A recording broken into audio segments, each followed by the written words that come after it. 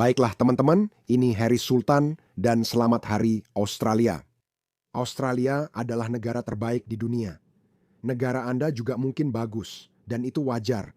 Kita harus mencintai negara tempat tinggal kita. Dulu saya tidak terlalu serius soal nasionalisme. Namun sekarang saya sadar, jika Anda tidak mencintai negara tempat tinggal Anda, bersiaplah kehilangannya. Saya sadar Australia dan masyarakatnya kompleks. Sebagian orang mungkin tak menyukai saya. Beberapa orang bahkan mungkin berkata bahwa Anda bukan orang Australia dan bahkan Anda tidak pantas tinggal di Australia, yang mana itu sah-sah saja. Kita punya kebebasan berbicara dan saya menghargai kebebasan berbicara, saya menghargai pendapat Anda. Saya tidak setuju karena saya mencintai negara ini seperti orang lain. Loyalitas saya netral. Saya tidak percaya Pakistan adalah negara yang lebih baik, saya percaya Australia adalah negara yang lebih baik. Saya memang tidak lahir di sini, tapi saya yakin saya akan mati di sini. Jika kamu tinggal di negara dunia pertama, berarti negara itu memang negara dunia pertama, ada alasannya. Negara itu memiliki institusi, supremasi hukum, dan tata kelola yang baik. Semua itu hasil kerja keras dan tekad banyak generasi. Lihat negara dunia ketiga lain, terutama imigran seperti saya dari Pakistan. Pakistan adalah negara dunia ketiga yang sangat buruk. Bukan karena tidak memiliki pegunungan, sungai, atau sumber daya alam, tapi karena rakyatnya belum mampu mengelolanya. Sebaliknya, Australia adalah negara dunia pertama, karena rakyatnya yang membuatnya seperti itu. Oleh karena itu, kita semua harus bersikap nasionalis. Kita semua harus menghargai dan mencintainya.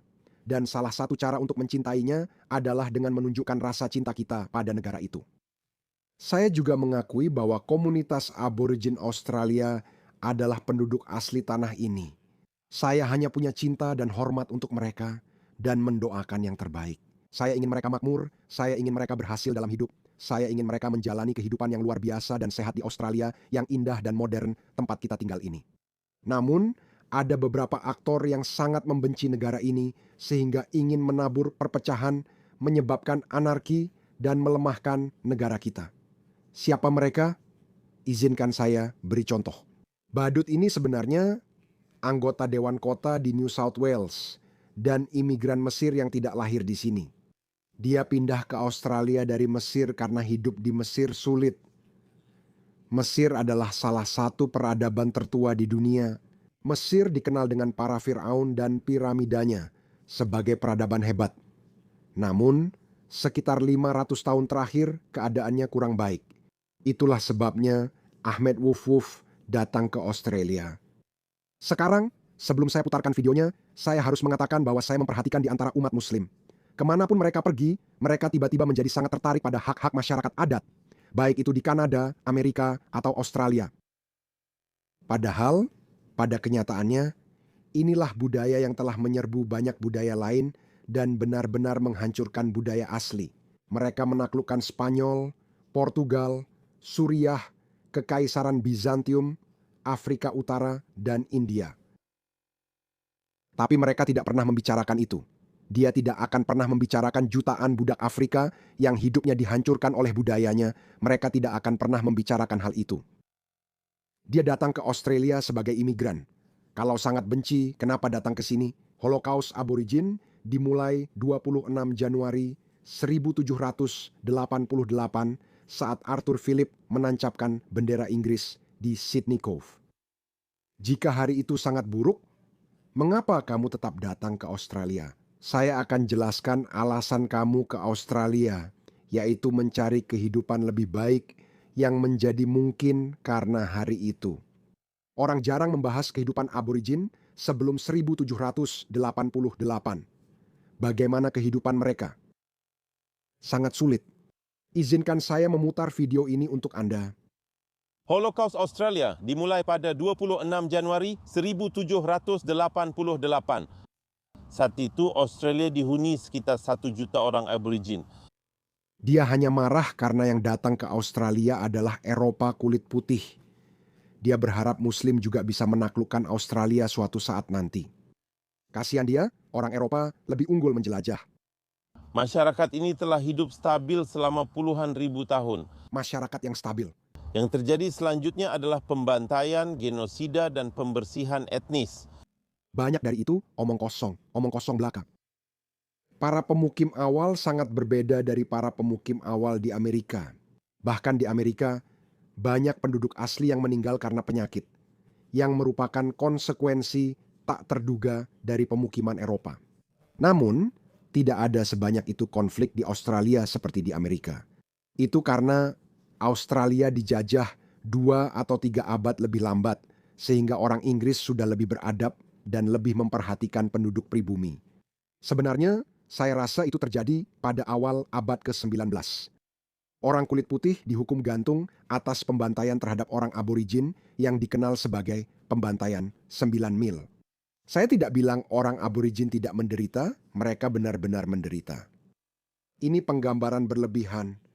Badut ini tak pernah bicara soal budayanya, membantai penduduk Afrika atau memperbudak perempuan Eropa Timur. Mereka tidak peduli dengan orang aborigin, mereka tidak peduli dengan penduduk asli, mereka tidak peduli. Mereka sama sekali tidak tertarik pada mereka. Mereka hanya ingin memanfaatkan perpecahan untuk menciptakan anarki dan kerusuhan. Mereka di sini hanya untuk mempermalukan orang Australia karena kebanggaan pada sejarah, budaya, nilai, dan negara yang mereka ciptakan. Lihat sekeliling, ini negara terbaik. Saya undang semua untuk datang dan melihat Australia. Namun, saya juga sedih karena Australia mulai kehilangan arah akibat terlalu banyak orang yang tidak tahu berterima kasih masuk ke negara ini. Orang seperti dia, lihatlah dia sebenarnya seorang konselor. Dia mendapat hak istimewa tertinggi sebagai pemimpin dan inilah yang dia katakan. Ini seperti tidak menghargai negara yang memberi kehidupan baik. Maaf, kita harus tegas. Maaf, ini tidak bisa diterima. Kita tak layak dipermalukan hanya karena ada. Orang itu benar-benar tak tahu terima kasih. Memperkenalkan lalu menghancurkan penyakit. Mereka membawa virus dalam tabung reaksi dan berkata, kamu tahu? Mari kita berikan ini kepada penduduk asli, seolah-olah mereka tahu, padahal mereka tidak tahu tentang rencana ini. Sistem pangan, keluarga, dan sistem pangan. Orang aborigin memiliki gaya hidup yang sangat sederhana. Ini bukan sindiran terhadap komunitas aborigin. Mereka tidak bersaing dengan peradaban maju, tidak perlu bertani, dan tinggal di lingkungan yang sangat berbeda. Dan sistem pangan, keluarga, budaya. Awal 1800 populasinya turun dari 1 juta jadi sekitar 600.000. Dengan meluasnya kolonisasi pada pertengahan 1800-an jumlahnya kembali menurun. Pada tahun 1901 hanya sekitar 90.000 orang aborigin yang tersisa, kurang dari 10% dari populasi aslinya. Lebih dari 9 dari 10 orang lenyap. Mereka yang telah tinggal di sini puluhan ribu tahun dengan damai. Dia tidak akan bertahan sehari pun di komunitas aborigin yang sebenarnya, bahkan sampai hari ini. Itu bersama alam. Ini bukan soal meminta maaf atas hal yang tidak kamu lakukan, tapi tentang mengatakan kebenaran, karena kebenaran adalah dasar keadilan. Kebenaran apa? Kita tahu dari mana angkanya. Orang Australia yang memberikan angka-angka ini kepadamu, antropologi modern yang memberimu angka ini. Mereka tidak peduli dengan Australia, hanya ingin kamu minta maaf karena ada dan atas negara hebat yang kita buat. Namun, mereka justru membangunkan monster. Orang-orang yang sebelumnya tidak terlalu nasionalis sekarang menjadi nasionalis. Kita akan melawan, menuntut hukum lebih tegas, serta pembatalan visa dan kewarganegaraan orang-orang yang tidak tahu berterima kasih. Dan kita akan mengatakan dengan lantang dan bangga, Selamat Hari Australia.